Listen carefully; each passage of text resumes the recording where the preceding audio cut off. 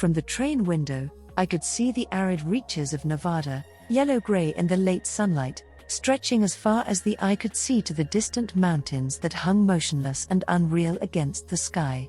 As quiet and gray and barren as my own heart, I thought, as barren as all the years ahead of me as all the years behind. I straightened my skirt and carefully folded my jacket to lay it on the green plush seat next to me. In 15 minutes we'd be in Steamboat Springs, and Marie and Dan would be waiting at the station to take me out to the ranch. 15 minutes and 2 months, I would no longer be Mrs. John Bryant. I would be Stella Davids or Stella Bryant, unattached and free. Free for what?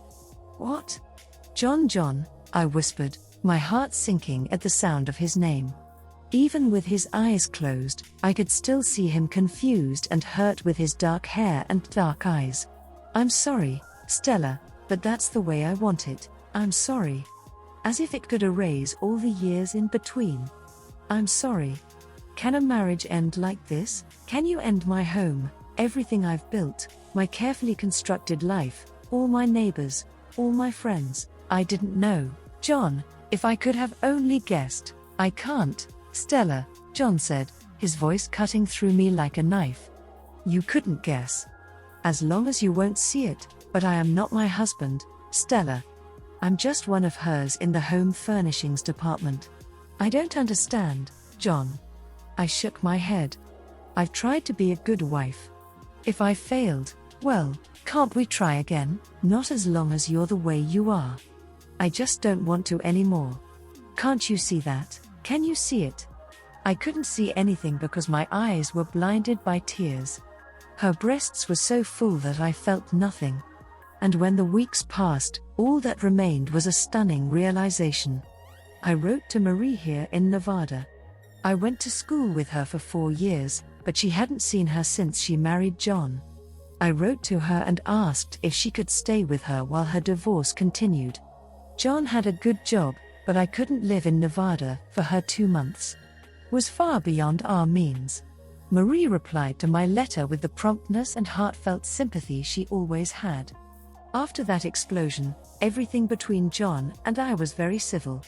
John really wanted a divorce. I now felt bitter that there wasn't enough in our lives to want to adopt him. The whistle of the train, lonely and desolate, brought me back to reality. I heard the conductor call out, Steamboat Springs. And I started gathering together my parcels, the gifts for Dan and Marie and the children, the magazines I had bought for the trip.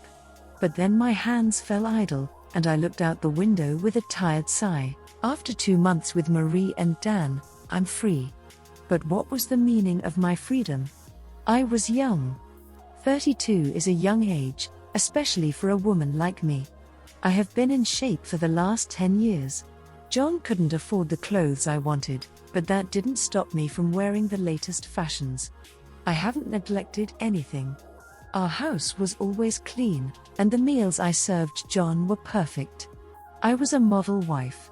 Still how? Why? What was I missing? What is the reason John and I have been married for almost 10 years? Was it our lack of children? But now I can thank God for that. It was a problem I didn't need to face, but the mere thought of having a child made me emotionally excited. With a shock, I realized the train had stopped and I grabbed holdalls and pulled myself into the aisle. Outside, the station looked lonely and deserted in the late afternoon sun. I put down my bag and looked around anxiously as the train left. Rice field. No one was here, but I was writing Marie. She knew when I was coming, but she didn't bother to see me. I felt the pain of fear again. Desolate and lonely fear, and tears welled up. One person. This is how it will be from now on. Alone.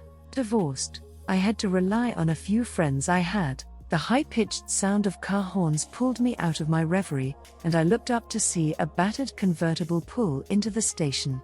Stella. Marie drove. She had 2 children by her side. She braked out of her car and ran towards me with her arms outstretched. Her round face shone with genuine warmth and joy.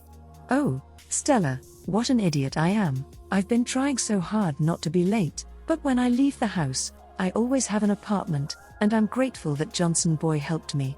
Let me see why, Stella. You look amazing in this dress. She paused to catch her breath, and we both stood there smiling, and she shook her head. Stella, it's really you. I couldn't believe the letter. A horn blew and she turned to face the car. Well, Amy, no.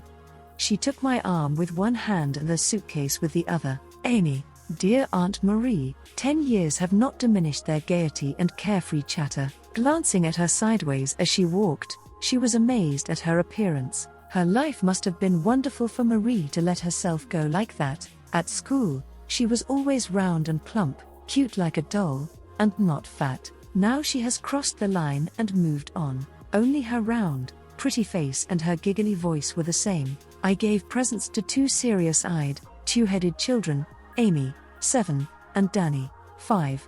Marie explained as she drove down the dusty road. The ranch is so far away, and even when we get to Reno, it's good enough for what we need, she said. She looked apologetic and glanced up at my clothes and luggage. You look very young and fresh, Stella. I can tell you it was only yesterday. She felt tears welling up in her inexplicably and fumbled with her handkerchief. Marie was driving in silence, so after a while I wiped my eyes and smiled. Her voice was so soft when she spoke. I'm sorry, Stella. We were both calm for the rest of the ride. By the time we got to the ranch, the sun was setting behind the purple mountains to the west. The house is set back behind a long windbreak of eucalyptus trees. It was a small white clapboard house, rustic and friendly, with ground floor windows glowing yellow in the darkness. The 2 children got out of the car and ran to their father on the balcony. Dad, Aunt Stella is here to see what she brought.